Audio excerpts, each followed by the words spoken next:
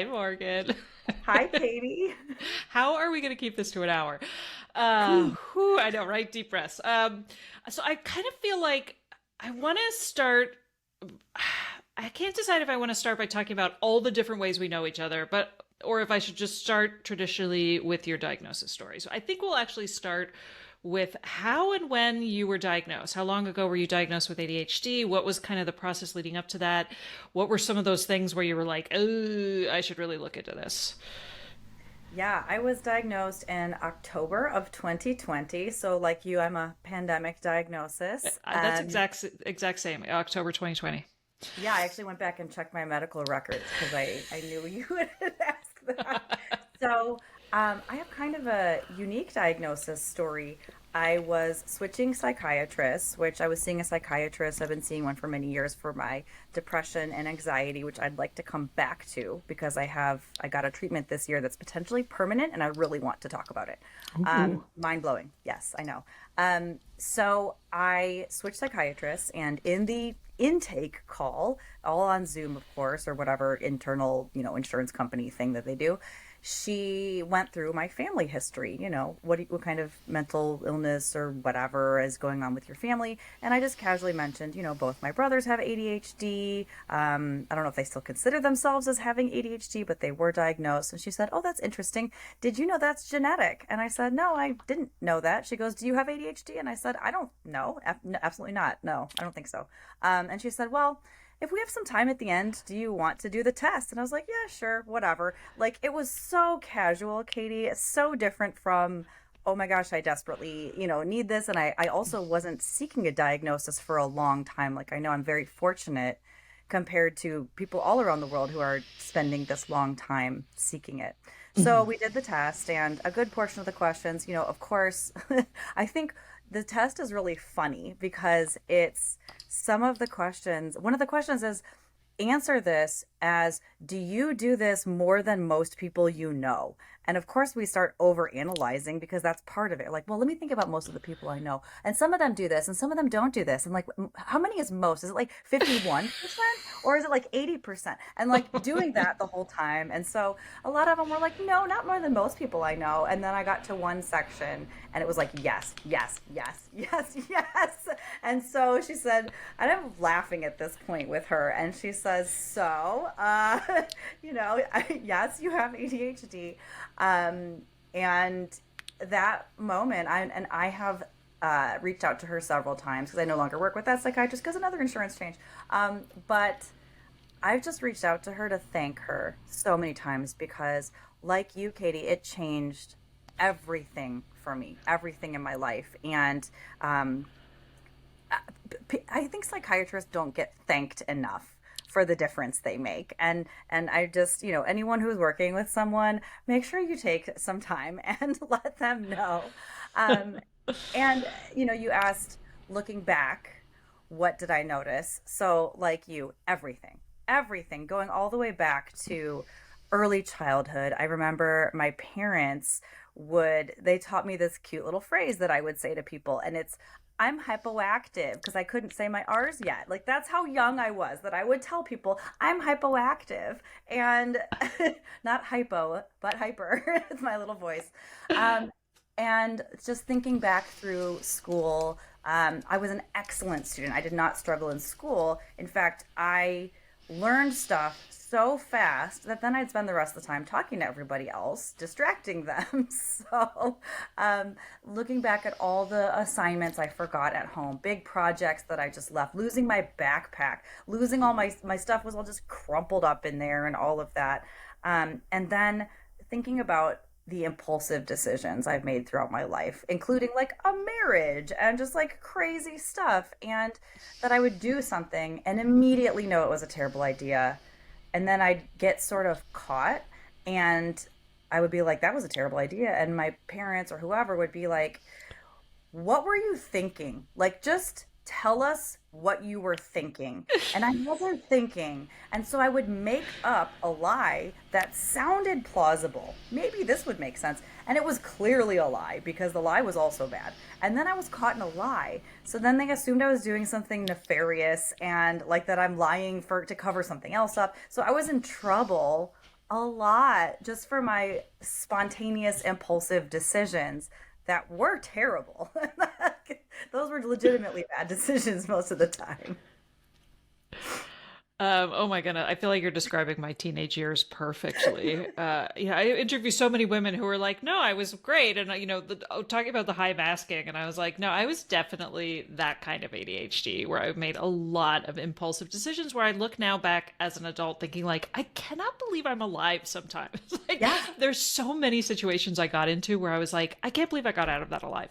Um, but now yeah, I'm curious with your brother, like, were your brothers diagnosed in childhood? yes. And so here you are, both of your brothers are diagnosed, but you're also talking about being hyperactive. Like, I'm sort of like, how how is that disconnect? Like, was it just, do you think it was this generational thing where it was like, it just doesn't exist in girls? Or have you talked to your parents about this at all? Or like, I have, and it's been so wonderful, Katie, to just and my mom went through some of the questions from your test, and she was like, "Oh," because again, it's genetic, and so yeah. she said, "I'm so sorry. Your brothers it was just so clear with them. They were just so different from you, and so I Mm. think." Because they were focused on the symptoms of how it looked for my brothers, which were more physical, I think. I don't really remember, honestly, Yeah. but my mom, of course, as an adult at the time, can see it from that clear perspective. And so I was like, I just didn't, it never occurred to me. And there was some very beautiful healing that happened when my mom said, I'm so sorry. I realized things could have gone very differently for you had we known. Mm. And I didn't think I needed that. And just hearing that, something really opened up inside of me. And it was such a sweet conversation. And it's funny now, and we can make jokes about the stuff I did. That's just like, oh yeah, that too. And being able to see things as a symptom instead of a moral failing has been huge for me. That's been one of my best results after this diagnosis. Oh, I love that because we talk about the complicated grief of Mm, this idea that this life I could have led, right? Had we known, had things been different, and had I understood what was happening. And so, like, my mom, by the time I was diagnosed, my mom had already passed away, and she's the, like, I've said this before on the podcast, like, she's the one person I most wanted to talk about with this, because I think, not because I wanted to say how could you not know, but I think she was genuinely confused as well, right? Like, I feel like she also was very much like, what's going on? Like, why is this happening? Why, I had these two brothers who did so well. And she was just sort of like, I felt like she was very much along for the ride with me in terms of like, why are you so frustrated all the time? And why does this not working for you? And why, you keep dropping out of school? Like, I made her cry so many times, not because I was disappointing her, but I think she felt like I was disappointed in myself constantly. And so mm. I think it would, that you're right. Like, I think there would have been there is a really healing conversation for parents who might also just be like, God, I didn't know what I didn't know, right? Yeah. It also explains a lot of, for me, one of my major symptoms is emotional dysregulation. It explains the screaming fits and the slamming the doors and the saying things that I definitely regretted immediately but had to stick by because I was stubborn. Just like something I've been working on lately is taking a look at my emotional reactions to things and asking two questions. One, is this the right emotion for this situation? And two, is the degree to which I'm experiencing this emotion appropriate for the situation? And kind of just like taking a longer look. And I was difficult to deal with. And then like hormones were happening and all this stuff was going on. And at 12, which is kind of when the hormones thing happened, that's when I was diagnosed with depression. And I, it was very, I didn't, I felt like they tried to force me to take this medication, and they were trying to dim who I was, is how I took that. And now looking back, of course, there's more conversation around and my mom told me, she's like, you were miserable. I was so sad to see you so miserable. And that shifted something for me too of like, oh, of course, she's my mom, right? But I lived in this weird world where um, the actual world wasn't true. And that is one of the reasons I feel like my depression diagnosis is accurate. It wasn't a stepping stone on the way to ADHD like it can be for some people. For me, it's legitimate. There were so many times when I wished I was dead and I wished I hadn't woken up and I was miserable and it was it's real. And so, since I've sort of circled back to the depression thing, I do want to talk about earlier this year, I received TMS treatment, which is transcranial magnetic stimulation. Just put a magnet on your head and fix your stuff. And it's, without getting too far into the shit show that is the United States medical system. Um, I know TM.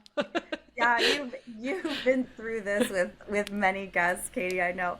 But it is I wish that this was the first option we tried with people who have mental health concerns because right now it's one of the last options. It's after you've failed, quote unquote, with I think over 5 medications. And luckily I had like 40, so I'm fine. Because we're basically still throwing spaghetti at the wall when it comes to picking antidepressants and Hmm. anti-anxiety and ADHD meds. We're throwing stuff at people and just seeing what works. Not a super great system. And actually, when one of my brothers was taking, I think it was Ritalin, he developed such extreme social anxiety that it affected everything for the rest of his life, kind of thing. And so, there's dangers with all the meds. There are no side effects from the magnets except for like kind of a headache for like 20 minutes, maybe. And so TMS, it really is just magnets on your head. And it has recently been FDA approved in the US, of course, for ADHD treatment as well. And it is, I can only speak really a lot about the depression side because that's what I had treated.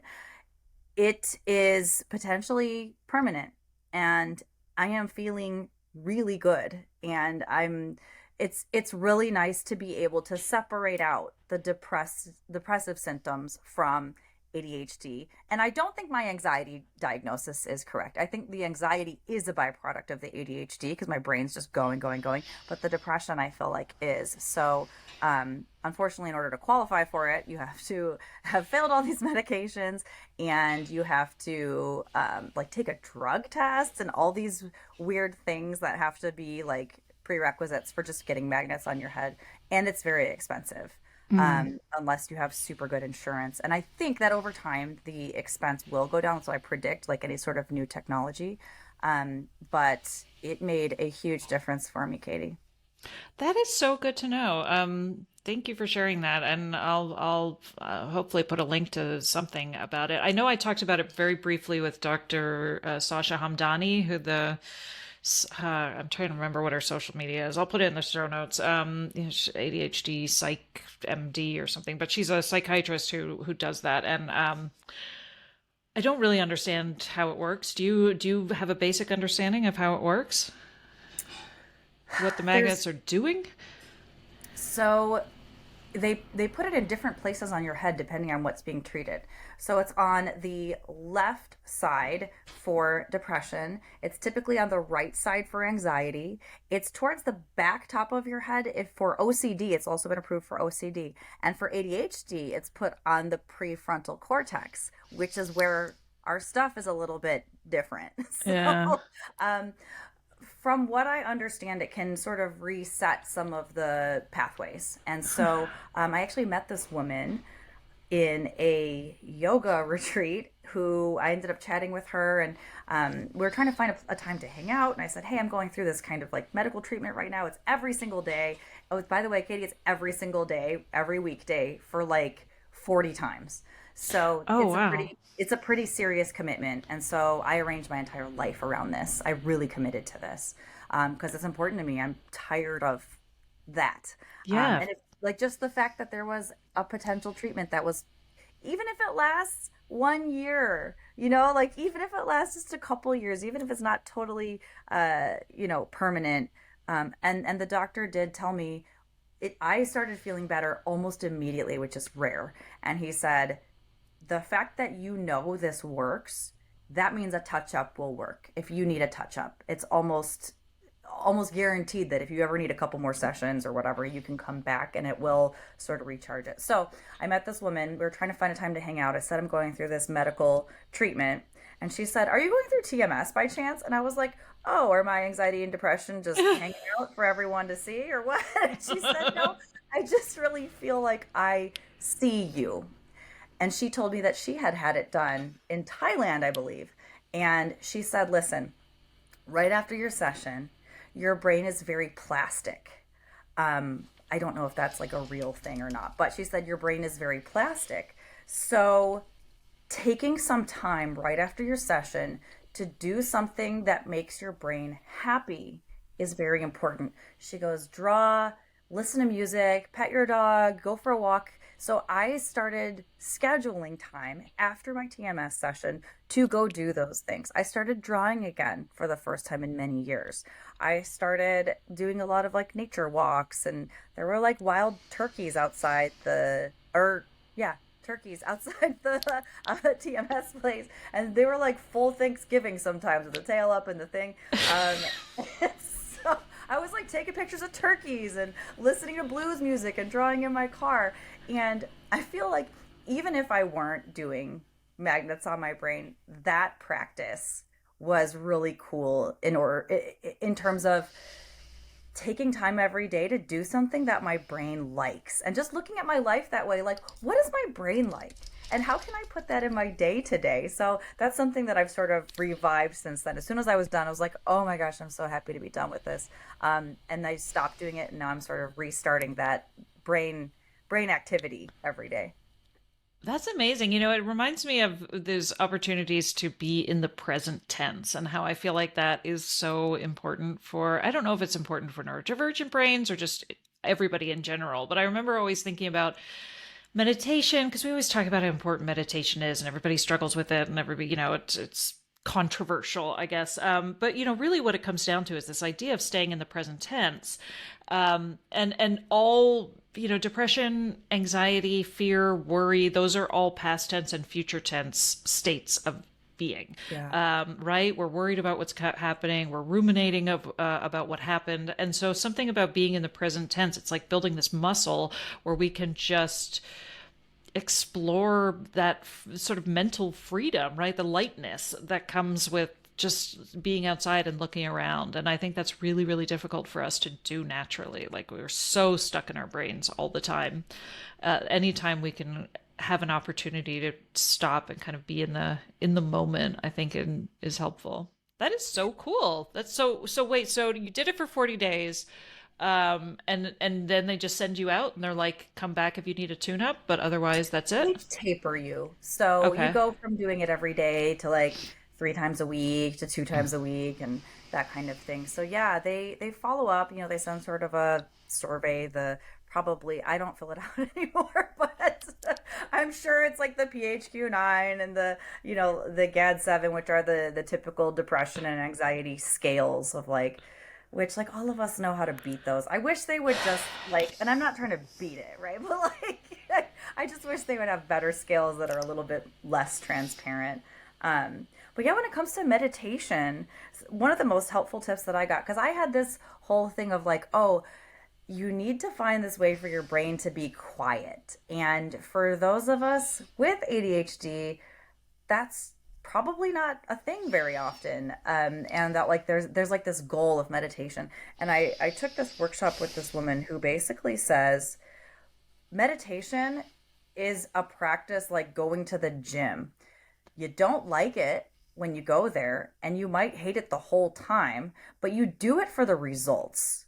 You do it for, if you work out, you may be working out for a physical goal, but often you're working out for how you feel, how it affects your mental health, how, like the physical symptoms of sweating and all of that stuff. Same thing with meditation, that like it's okay if it's miserable the whole time. Like every time I go to work out, it's miserable the whole time. I can't wait till I'm done. And the same thing you can do that with meditation. It's your gym for your brain.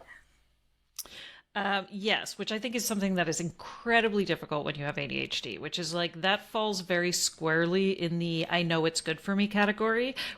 Yeah. um, and there's very little to hold on to when it comes to sustaining interest, right? And so that's where I think so many things fall into that category for us, where we really struggle Yes. doing it by ourselves. And that's where it's like you notice and recognize really, really quickly if this is something that you're not able to do on your own, and then figure out a way to incorporate accountability or gamify it, or all the ways that we sort of need to streaks. I love a good 30-day streak.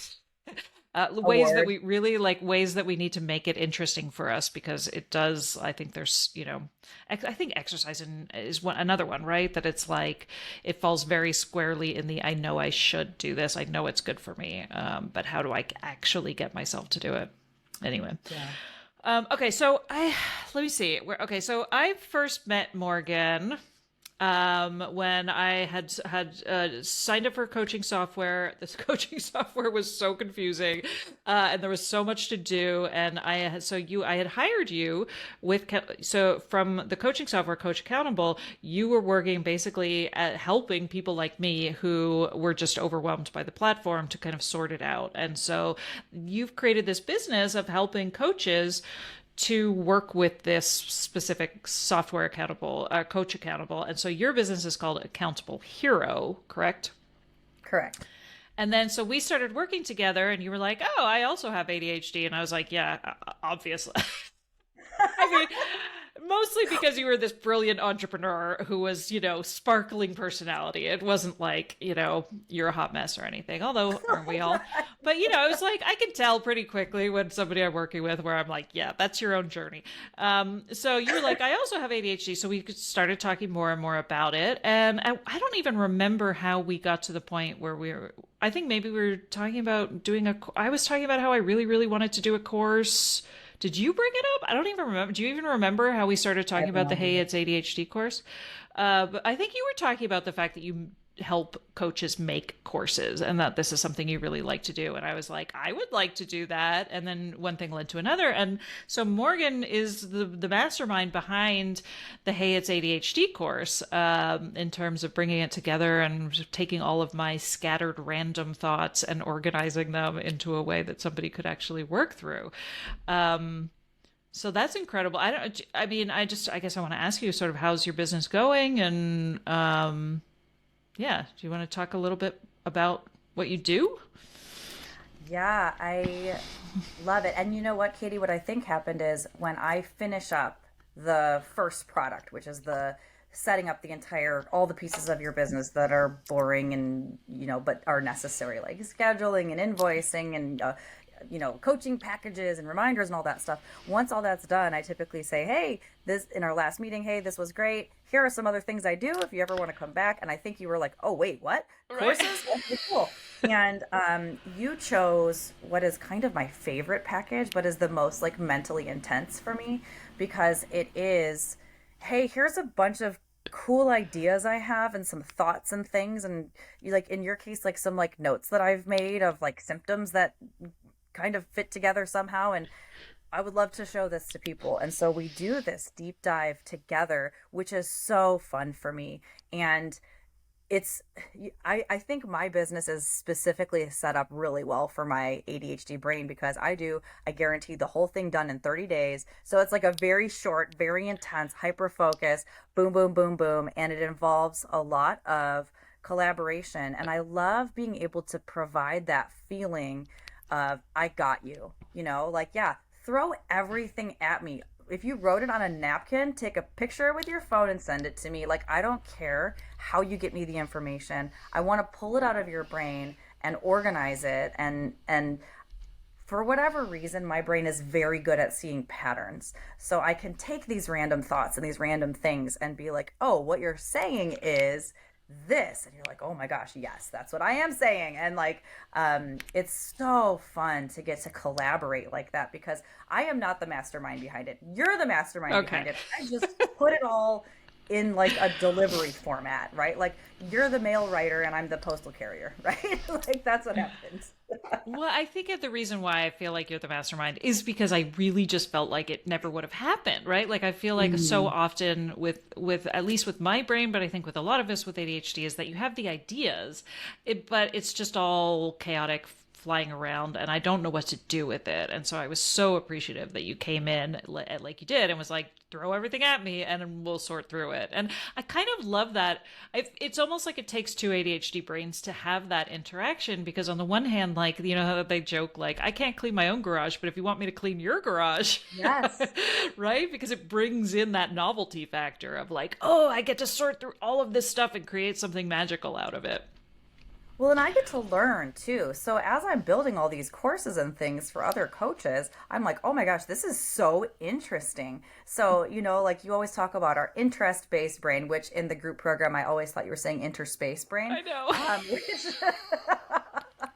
um, I like better actually. But when you talk about that interest-based brain, I have a fresh interest all the time and I get to learn these things, most of which I'll never use, but yours, I was like, oh my gosh, this is incredible.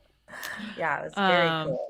Oh, that's so cool. I'm glad to know that because it's funny. My podcast editor has said that to me too because we've been working together now for over a year, and she's like, "I feel like I just got a year's worth of free coaching from Yeah, well, editing your Katie, podcast."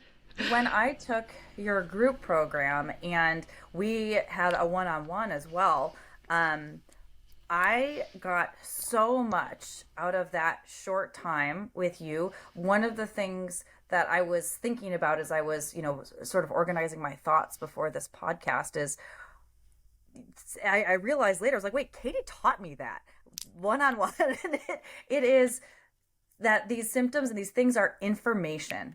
When something happens, this is information and I can learn from it and I can sort of file it away under these other pieces of information. And it's not a judgment type situation. Something happens and it's not like before my diagnosis, it was everyone else can do this. Why can't you do this? And all this like pile on of negative self-talk and all this stuff, but being more like a scientist, I think is how you described it, of like, oh, that's interesting.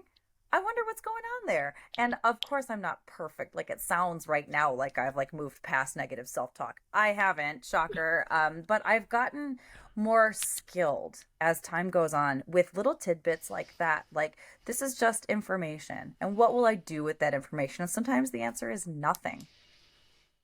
Right? Yeah, I know. I had a client the other day who was like, I'm never going to get to that place, right? I feel like, and I was like, well, yeah, of course you are, but you really just have to like, let's, focus on what that first step is. And I think that first step is often to just sort of, how can I remove myself from that emotional reaction? Even if it's just having the emotional reaction first, letting it happen, and then saying, oh, look at that. You just had that emotional reaction you tend to have, right? Like even at some point being able to kind of pivot a little bit out of yeah, all of that self-blame and all of that negative emotional energy that we carry with us. Aw, that's so I've sweet. been, oh yeah, no, thank you, Katie. Like anyone who's like on the fence about working with Katie, 100% do it. Like it's a like one sentence I'm carrying with me every day, right? Like imagine that times however many sentences that you get to have together. It was huge. And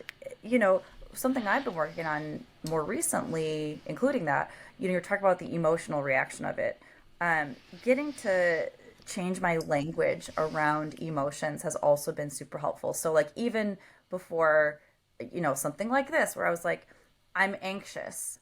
I've been changing that to, and of course, anxious and excited are the same emotion, right? Like they're the exact same thing physiologically. So instead of saying I'm anxious or I'm excited, saying like I'm feeling anxious. And then like the further step is I'm having anxious feelings, because then it's not I'm anxious. It's like three steps removed. Like there are some feelings happening, and that's back to this is information. Oh, this is interesting. I'm having anxious feelings. What's that about? Like, oh, I think I'm just excited.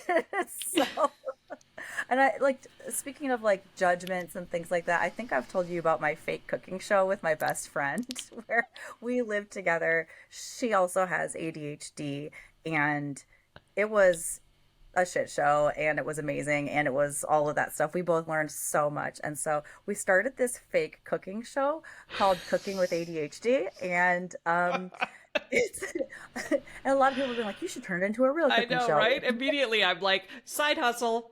We have no interest in that. It would take away how fun it is. So what happens is when we make a kitchen error that is related to our ADHD, and it always is. I've heard you talk about recipes in a very similar way to how I see them.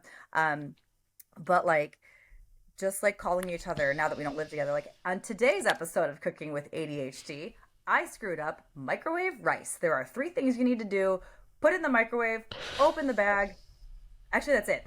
There's two things. And I guess start the microwave, which is something I sometimes forget to do as well. But like, didn't open the bag, it exploded everywhere. It's literally microwave rice. And like, before I would have been, like, before my diagnosis, I would have been calling myself all kinds of stupid and that kind of thing.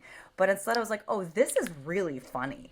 And I sent a picture to like three or four different people and informed them about the latest episode of Cooking with ADHD. And I think it's hilarious. Like, the rice was still cooked, like it was everywhere, but it was still cooked. Getting back to what I wanted to say, which was one of the things I love about the group coaching experience too, is the validation that we provide each other with these hilarious little weird random stories, right? Which is just like, I feel like I love bringing together six women who are all like, okay, I have ADHD. How am I going to fix myself? And then I'm like, okay, now we have all this time where we can talk to each other and realize you don't really need to be fixed. This is, I feel like it's like you need to be cultivated. And, but I feel like that is such a wonderful thing to sit back and watch everybody just like relax a little bit, right? Like just feel lighter from being around each other. Absolutely. I think, I'm in a lot of like neurodivergent social media groups, but there was something very special about setting aside time to be with other women who have ADHD live on Zoom or whatever. I think it was Zoom, yeah. Um, and just, even if you didn't have topics to talk about, which you did, I got so much out of just being able to unmask. You'd see people fidgeting, you'd see people literally moving around with their computer, going to another room. It was so cool that nobody felt weird about that stuff and just getting to be, or just like let loose, let our hair down.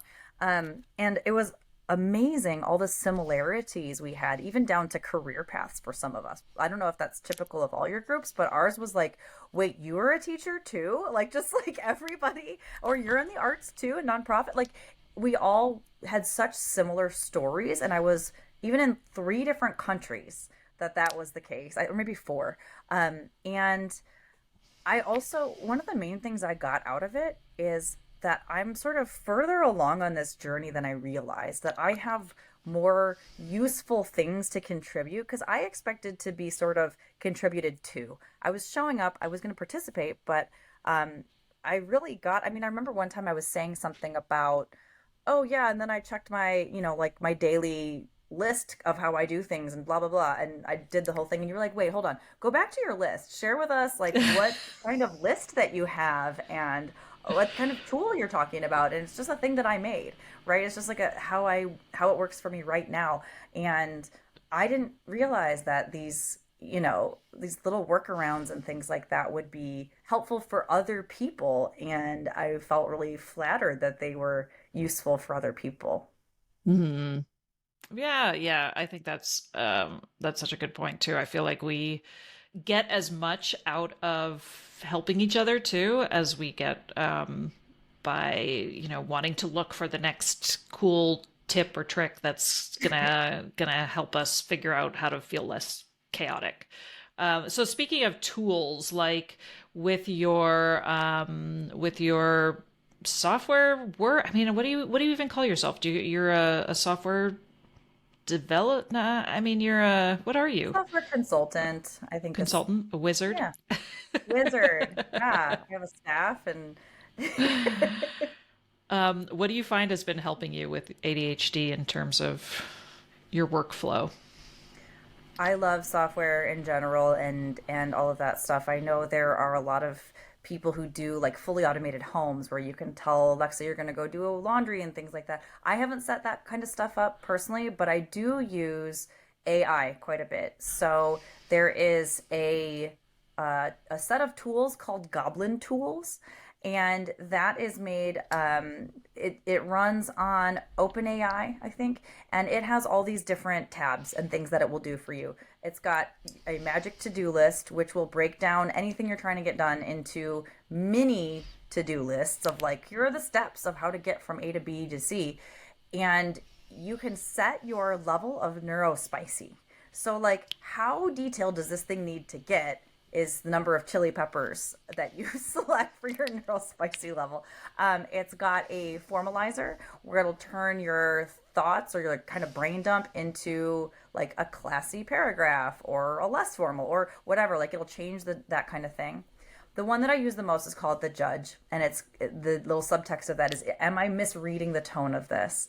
And when someone writes something and you stick it in there, it'll tell you what's the tone, because I misread the tone a lot. And Katie, my favorite part is when I'm writing something, especially when I'm frustrated, and I put it in there, and it'll say, like, I had to.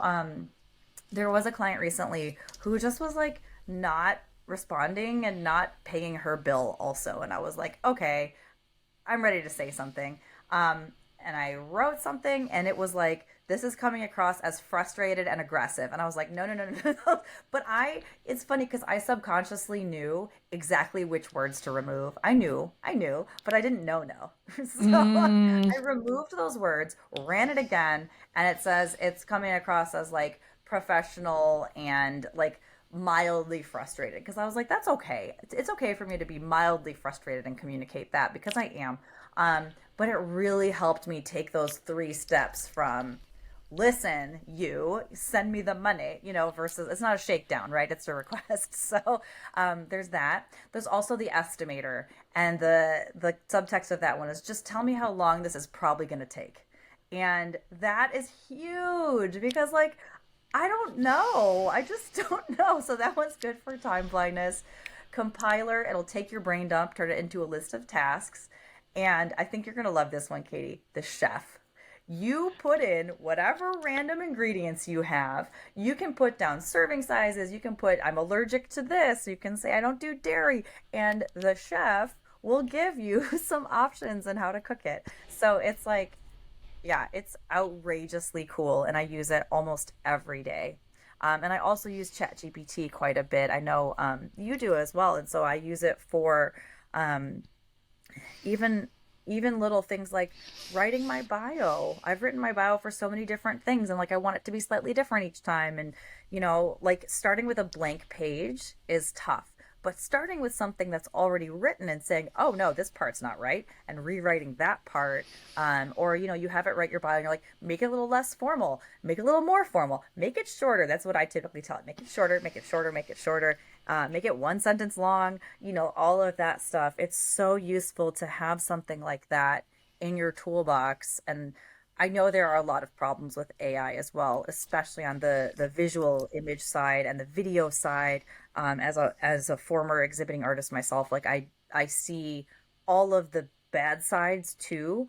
But this piece of it, for those of us who have these neurodivergent brains, it's like we are in such a golden age of this stuff coming to be, and the wild wild west at the same time. So Right? Yeah, I know. I'm feeling that, especially going back to school now, because I'm seeing how much I'm relying on ChatGPT. Just one of the things I really rely on it is like, do I understand this assignment right? So I'm not necessarily looking for ChatGPT to write my answer. I'm just looking to see what an answer would look like, because oftentimes I feel like I think I understand what's being asked of me, and then I answer the question incorrectly. This happens to me on tests all the time.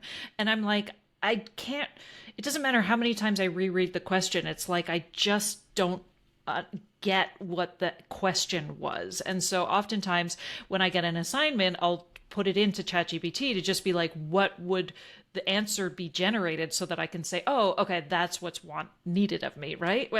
And so it's so helpful, but at the same time, I'm also like, I want to be a good person and a good student and not feel like I'm cheating all the time, and really trying to like figure out how is it going to help me in a way that it feels ethical, going So back to school. you're putting the question in and asking for that question to be answered, and then you take that and you say, "Oh, this is the type of thing that my professor's looking for," and then you do your own. Is that kind of what you're doing? Yeah, exactly. Right. Where I'm like, I'm going to write my own answer, but I just want to like double check that I'm understanding the question because I feel like that happens to me a lot.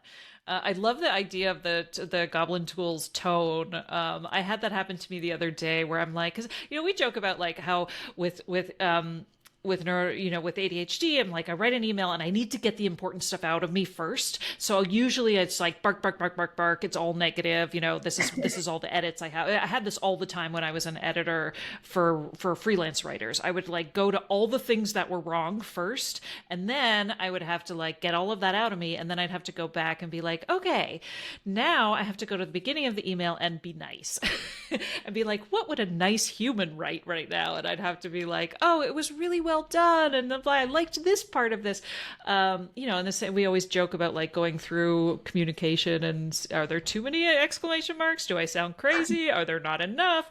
But I really like, I like the idea of that, like, that you called out that impulsive nature to be a little snarky, because like I had that the other day where I was communicating with somebody, I had already sent them a link, and then they wrote me back and was like, can you send me that link? And so I could have just been like, sure, here it is, but I had to be like, sure, here it is again.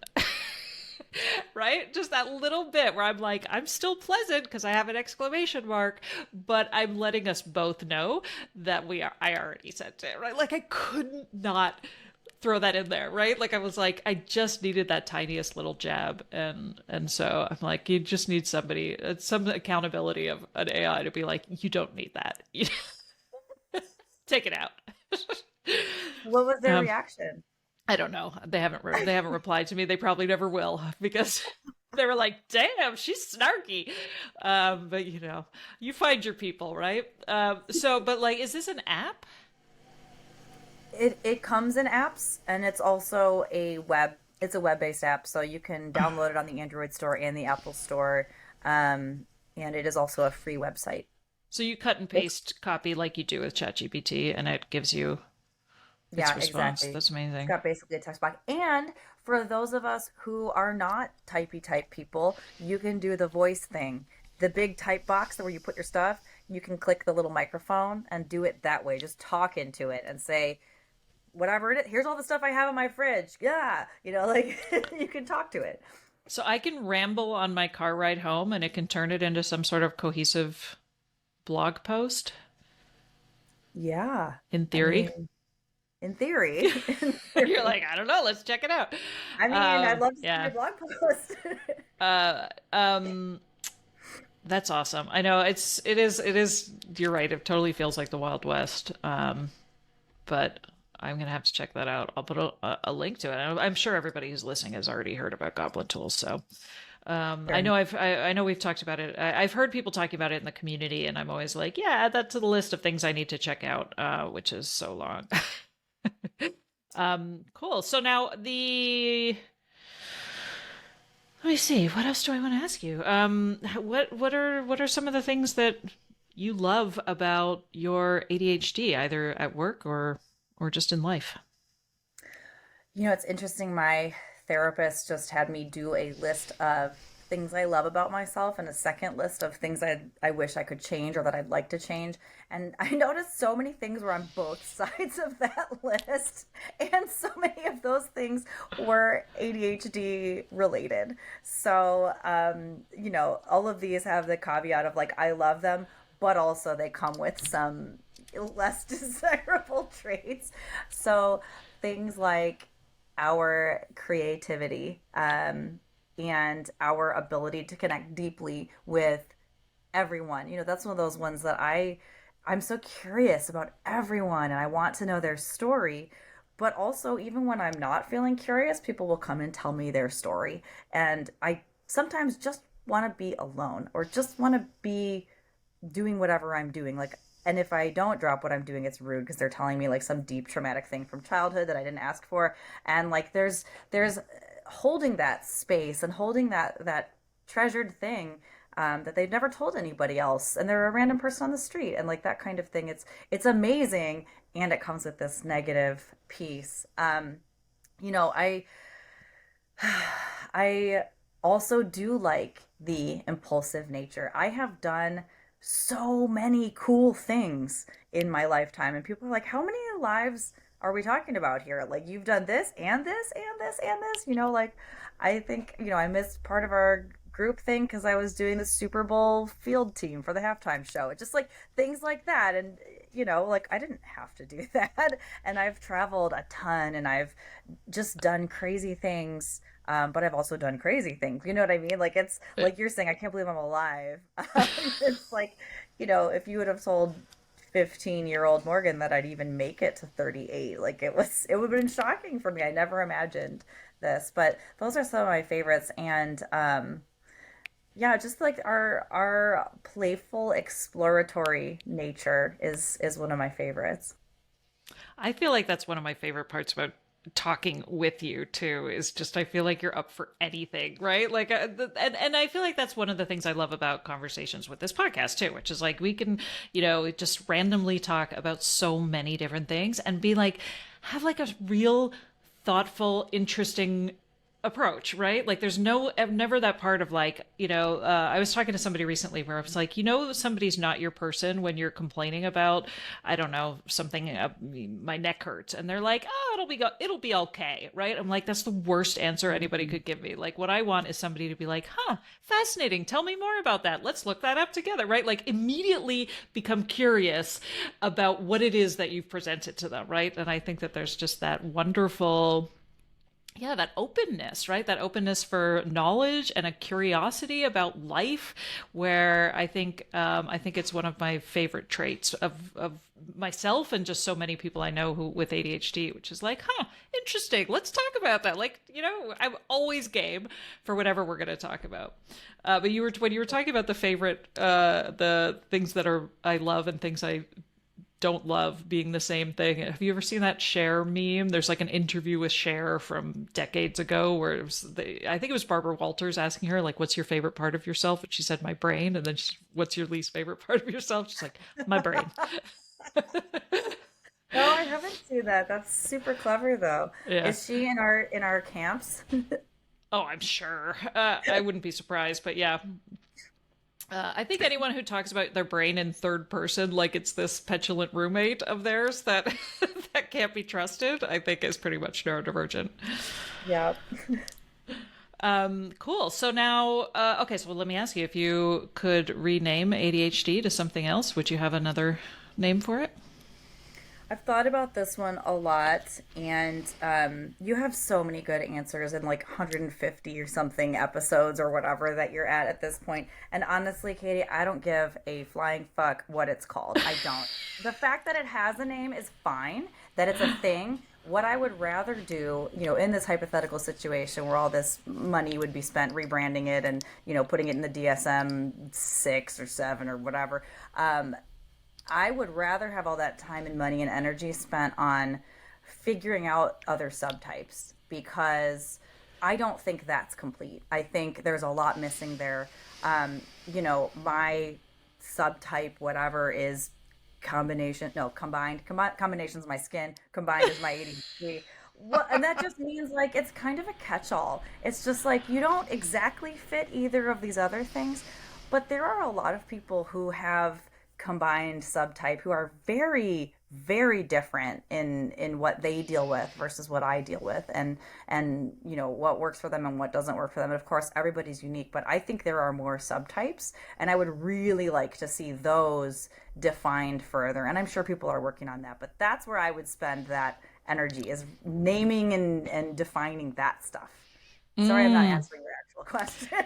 No, it's kind of cool. I like it because it is true. And I feel like that's one of those questions I have asked endlessly over the past few years now with this podcast of just like, wait a minute, what are we even talking about? Like, I find that ADHD is very different for whoever you're talking to, right? In terms of like, some people talk about it like it is the brain, and that is like my ADHD brain, and this is how I think, and that's ADHD. But I also think that a lot of the time, especially clinicians, don't think about it in terms of what your brain is like. They think of it mostly about existing behaviors, right? And so I feel like that's very different. There's what your brain thinks and who you are genetically speaking versus how you got to be the way you are in terms of your behaviors. And so I'm like, are those both ADHD? Are they not? Is this separate? And that's where I feel like the question of like neurodivergent brains and the spectrum, right, is such a huge question for me too, which is like, wait a minute, are we actually talking about autism now? I don't know. Like,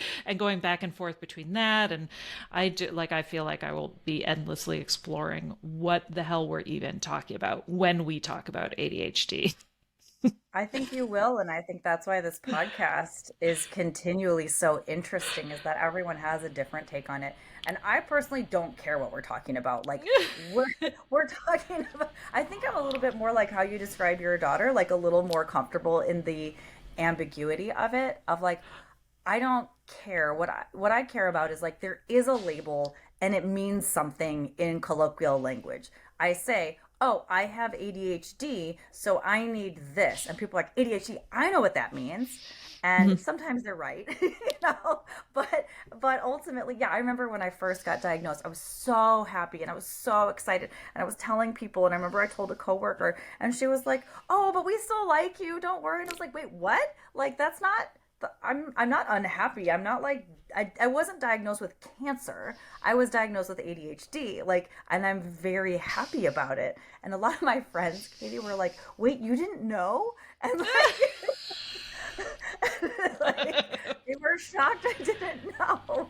I was like, "Oh, that's a little telling, isn't it?" But like when you say I have ADHD, that means something in the world. And if we change the name of it, even going from when it changed from ADD to ADHD, I for a long time thought those were different things, and it took me a while to realize, like, oh no, this is just the newfangled name, right? Like, and we can change it again. I don't care. Like, as long as like out there it means something that people get about me and how best to interact with me, and how I can explain, like, hey, the way you just told me that, it didn't land over here. Could you tell me it like this? And they're like, oh, sure. Like, nobody's ever an asshole about that, and like being able to ask for that kind of stuff, not like not using it as an excuse, but as an explanation of like, hey, I need things, I need this, and this is why. People are like, okay, great. And so, yeah, I just don't care what it's called, just as long as people get that there's something about my brain that's maybe a little different than theirs, and the way that I process information that's a little different. And, yeah, we can call it whatever we want. Right. Yeah. Well, and I think oftentimes it gives us permission to ask for things in the first place. Whereas before and why it was so transformative for so many of us, which was before a diagnosis, it was like, this isn't working for me. I don't really know why. It's working for everybody else, so I'm going to keep at it. As opposed to now, where it's like, you don't have to say I have ADHD, so I need you to repeat things, or it's mostly just an explanation for yourself, where you'll be like, oh, I've given myself now permission to ask for something different, because I realize it's not some fundamental flaw in who I am, that there is a difference here, and that it's like, just that alone, I think, has been so helpful for many of us. It's like, we don't have to always walk in the room and say like, hi, I'm Katie, I have ADHD, but it has allowed me to say, hi, I'm Katie, and I'm going to need you to like repeat yourself, or I'm going to need you to write that down, and not feel like that I need to figure it out on my own. Yeah, and I think that's really important, what you just said, of not saying like, oh, I have a disability, so you need to treat me differently, please. But instead saying like, and it does come across in this very casual way of like, listen, just so you know, I'm gonna remember everything about your life that you're telling me for the next 5 minutes, but I don't remember your name. Like, Like, and it's funny, and you can just be like, the way I process information is like this, or, um, hey, for whatever reason, that particular noise drives me up the wall. Is there a chance that blah blah blah? People are like, oh my God, I'm so sorry. Yeah, no problem. Most of the time, right? And so not having to say this is why, but knowing in your own mind this is why, and making those requests. And I don't know, Katie, if this is something that's just happening as I age, but I'm getting less and less apologetic of saying, "Oh, I'm so sorry, I need this from you," or "I'm so sorry, I didn't quite get that," but just like, tell me that again, like, and of course being like friendly and kind about it, but no longer apologizing for not getting it in the way that their brain works, or whatever. I know, right? Yeah, that's another one where I kind of sometimes in an email I have to get it out of my system and apologize in the email just to like get it out, and then I'll go back and be like, how can I reword this in a way that where I'm not apologizing for something I don't need to apologize for, but I still have to like get it out. Um, yeah, that's a big one. I talk to my daughter about that all the time because she feels like apologies have sort of taken on a new meaning with Gen Z, where it's like it's almost just like a hello and a salutation is an apology, and I'm like, that's kind of fucked up. But she doesn't look at it. I'm always like, don't apologize for just existing, right? And she's like, that's she feels like apologies have taken on a new meaning, and I'm just like, that's really interesting etymological discussion, I think, about how we view apology, right? How we view just that, like, oh, I'm so sorry, I'm so sorry. That it's not really meant, there's no sense of like low self-worth in that. It's just kind of how people show up in the world. And I'm like, I don't know, that feels awful.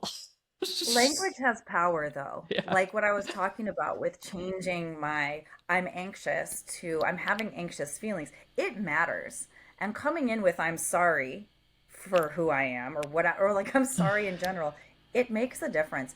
But hold on, didn't you also grow up in Canada?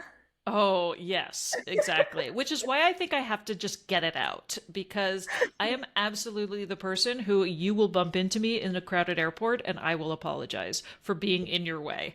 And that is 100% a Canadian trait for sure.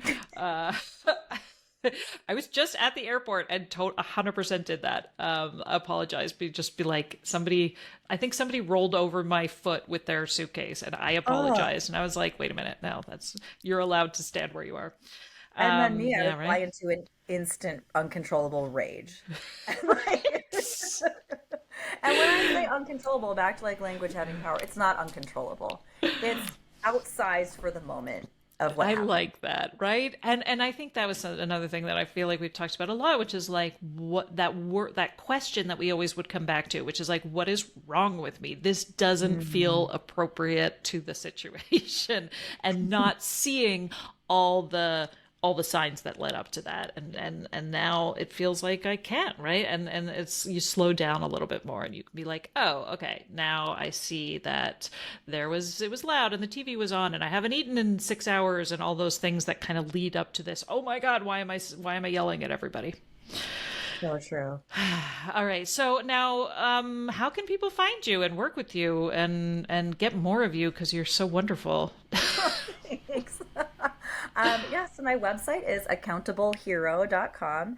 And I do have several different ways to work with me on there. So feel free to go through that. And I think one of the maybe juiciest ones for the women in ADHD folks might be the course building thing I have going on. So there is a group component where folks can meet and go through what they're building. And I am going to shoot off a discount for your listeners, including myself, because I've listened to so many of your episodes. But yeah, so it's called Build That Course, and it is basically, if you've had this kind of cool idea that you've been thinking about and you want to do it yourself, you don't want me to do it for you, which is of course an option. You really want to do it yourself. That is the program, and we've got a biweekly, every 2 weeks biweekly meeting where you can show up and show off what you're working on and ask questions and things like that.